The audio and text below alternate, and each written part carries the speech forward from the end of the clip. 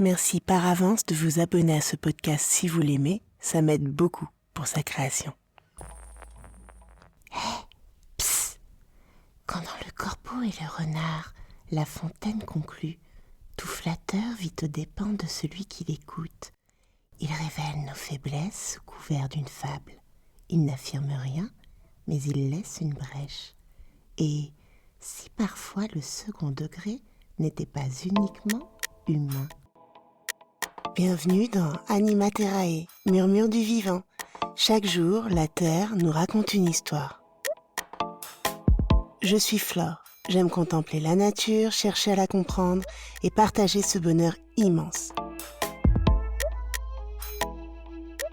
Bonjour vous. Aujourd'hui, nous allons explorer un territoire inattendu, l'hypothèse d'un humour chez les animaux. Avant de chercher des farces dans la nature, il faut comprendre ce que nous appelons humour. Et ce n'est pas si simple. Nous confondons souvent deux réalités. Être drôle, c'est provoquer le rire chez l'autre. On peut rire sans comprendre et comprendre sans jamais rire. Le rire est une réaction du corps. L'humour est une manière de penser. Schopenhauer voyait l'humour comme la rencontre entre notre représentation du monde et la réalité, lorsqu'elle ne coïncide plus. Si l'humour est une manière de saisir l'imprévu, alors certains animaux pourraient-ils en manifester une forme? C'est là que l'éthologie intervient. Et il faut ici une rigueur absolue. Dans les publications scientifiques, le mot humour n'existe pas. Il est trop humain, trop culturel, impossible à mesurer. On ne peut travailler qu'avec ce qui est observable. Les chercheurs parlent donc de jeu social, de taquinerie, d'interaction ludique intentionnelle. Parce que si l'humour n'est pas mesurable, le jeu, lui, l'est. Et le jeu est très présent dans le monde animal. Il permet d'apprendre à chasser, à fuir, à maîtriser son corps et les règles du groupe. Marc Bekoff, spécialiste du jeu animal, dit ceci. Le jeu est un laboratoire du réel. Chez les jeunes chiens, cela commence par un signe très clair. Les pattes avant posées au sol, l'arrière-train levé. Ce geste est un code social, un contrat qui signifie « Ne te défends pas, ce qui va suivre est un faire semblant, nous allons jouer ». Winnicott, philosophe et psychanalyste, écrivait que le jeu est un territoire suspendu entre le réel et l'imaginaire, un espace où l'on peut être soi. Mais ce qui intrigue les scientifiques, c'est que certains animaux continuent de jouer même lorsqu'ils savent déjà faire. Ils provoquent quelque chose, ils déclenchent un imprévu, ils cherchent une réaction. C'est dans cet excès gratuit que surgit quelque chose qui ressemble à une forme primitive d'humour. Quittons le laboratoire et envolons-nous dans les montagnes du sud de la Nouvelle-Zélande. Un perroquet olive, le kea, marche comme s'il possédait le sentier.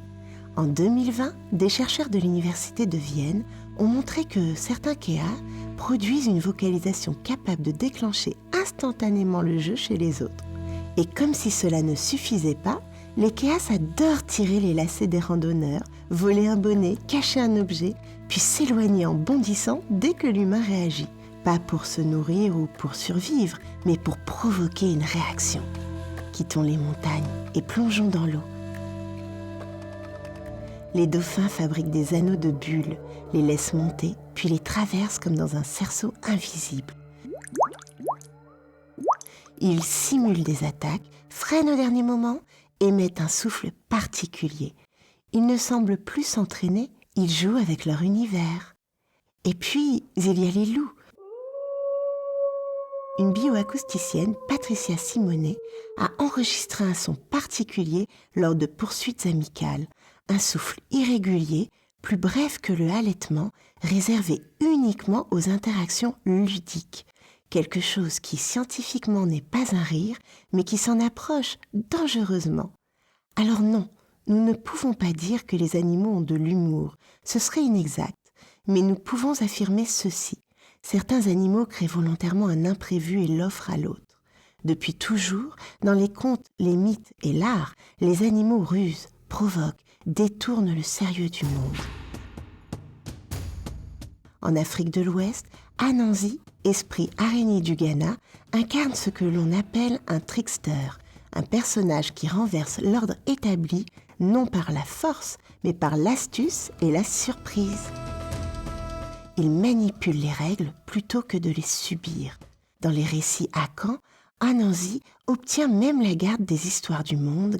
L'animal devient alors le messager de nos travers, mais peut-être aussi de quelque chose qui nous échappe.